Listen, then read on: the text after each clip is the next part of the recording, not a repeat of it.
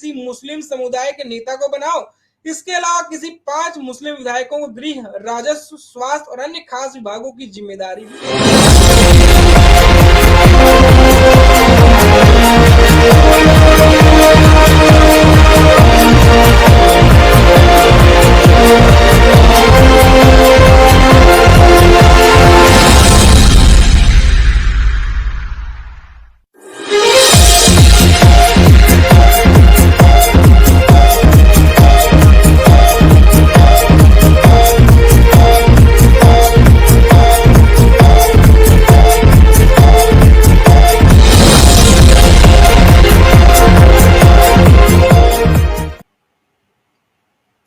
नमस्कार, मैं अवधेश कुमार राय एक बार फिर आप सभी दर्शकों का जनमानस समाचार के आज के हमारे इस डिजिटल प्रसारण में आपका स्वागत है। आज हम जो बात करने वाले हैं, आज जो हम चर्चा करेंगे वो हमारा मुद्दा है, वो है कर्नाटका। जी हाँ, कर्नाटका में जो विधानसभा चुनाव है वो संपन्न हो गए और कांग्रेस यहाँ पर भारी बहुमत के साथ जीत कराई है। कहें तो बम्पर वोटिंग कांग्रेस को मिली है और सत्तारूढ़ जो भाजपा थी उसका कर्नाटक राज्य से 5 साल के लिए वनवास हो गया।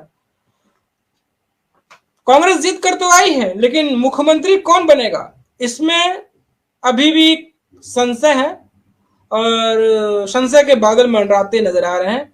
एक तरफ सिद्धारमैया है तो एक तरफ डीके शिव कुमार। एक तरफ डीके शिव कुमार जो है, जो लिंगायत समुदाय से आते हैं, लिंगायत समुदाय का प्रतिनिधित्व करते हैं और मृत कांग्रेस में उन्होंने ही जान फूकने का काम किया है। उन्होंने ही फंडिंग की है, कांग्रेस को खड़ा करने में उनका अहम किरदार रहा है। वहीं सिद्धारमैया की बात करें तो पूर्व सीएम रहे हैं और कांग्रेस में बड़ा नाम, बड़ा चेहरा है।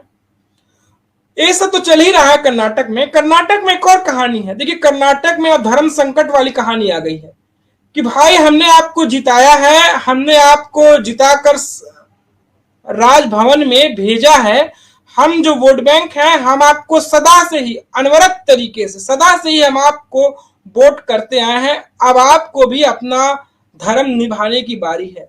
ऐसा एक समुदाय कह रहा है। वो समुदाय कह रहा है कि मुस्लिमों को बनाओ डिप्टी सीएम और 5 स्पेशल विभाग हमें दे दो भैया, हमें 5 स्पेशल विभाग चाहिए। कर्नाटक में कांग्रेस का तय नहीं हुआ है सीएम और वक्फ बोर्ड ने रख दी है अपनी डिमांड। अब वो चाहते हैं कि हमारा जो नुमाइंदा हो वो डिप्टी सीएम हो और 5 हमें स्पेशल विभाग भी मिल जाए। कर्नाटक में कांग्रेस के चुनाव जीतने के बाद मुख्यमंत्री पद को लेकर चल रही बहस के बीच राज्य के वक्फ बोर्ड ने एक नई मांग उठाई है।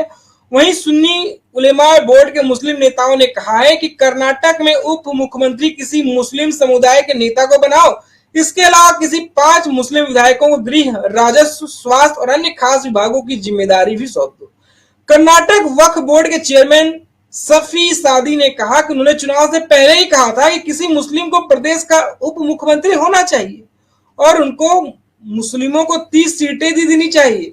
हालांकि उन्हें 15 सीटें मिली और 15 में से उन्होंने 9 जीत कर दिखाई। देखिए भैया, हमारा स्ट्राइक रेट बहुत अच्छा है, आपने मात्र 15 सीटें दी और मुस्लिम समाज के लोगों ने 9 सीटें जीत कर दिखा दी।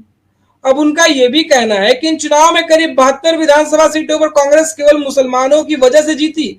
सादी यही नहीं रुके, सादी बोले कि एक समुदाय के तौर पर मुस्लिमों को कांग्रेस ने बहुत कुछ दिया है। अब लो भैया, वो बात आ गई जो हमेशा से मैं कहता हूं, जब समय आ गया कि बदले में उन्हें भी कुछ मिले। सफी ने मांग की कि हम एक मुस्लिम उप मुख्यमंत्री और 5 मंत्री चाहते हैं जिनके पास गृह, राजस्व और शिक्षा जैसे बड़े विभाग हो। इसके साथ हमें शुक्रिया देना कांग्रेस की जिम्मेदारी है कि इन सभी को लागू करने के लिए हमने सुन्नी उलेमाए बोर्ड कार्यालय में इमरजेंसी मीटिंग भी की है। अब लो भैया, कहानी ये है, हमने आज तक आपको वोट देते आए, वोट पे वोट, वोट पे वोट, वोट पे वोट हम देते आए। हम ना धूप देखे ना बारिश देखे, धूप धाम पानी पत्थर, मुस्लिम समाज खुलकर आए कुछ और निखर। सौभाग्य न सद्दिन सोता है, देखे तुष्टिकरण क्या होता है। कर्नाटक में जीत में लाने को, मुस्लिम वोट पाने को, अब सोनिया माता ऐसा ना होगा, अब कैसा होगा। तमाम तरह की बातें हैं, जो कहानियां हैं यहाँ चलती नजर आ ही रही हैं। वक्फ बोर्ड के चेयरमैन ने कहा कि 9 मुस्लिम विधायकों में से किसी एक को पद दिया जाए, यह कांग्रेस निर्णय लेगी किसे अच्छा किया।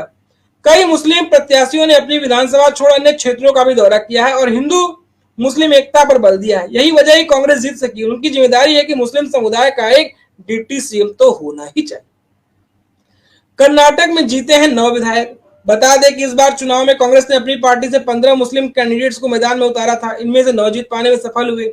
इनके नाम है बीदर से रहीम खान, मंगलुरु से खादर फरीद, मैसूर से तनवीर सैद, बेलगावी से आसिफ सैद, शिवाजी नगर से रिजवान अरशद और चामराजपेट से जमीन अहमद खान और रामनगर से एच.ए. इकबाल हुसैन, शांति नगर से N.A. हैरिस और गुलबर्गा से कनीज फातिमा शामिल है।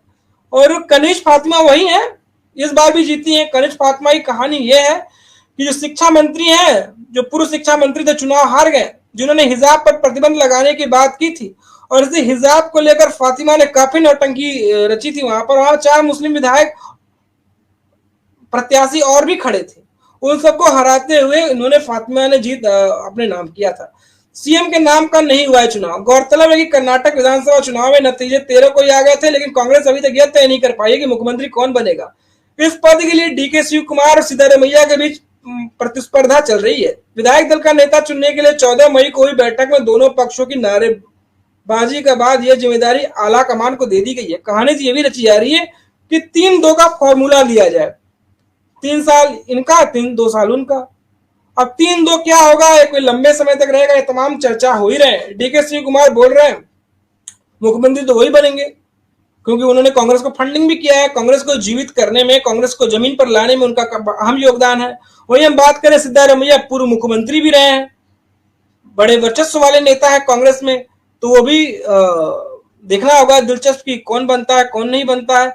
अब कहानी जो है वो काफी अब गुत्थम गुत्थी वाली है।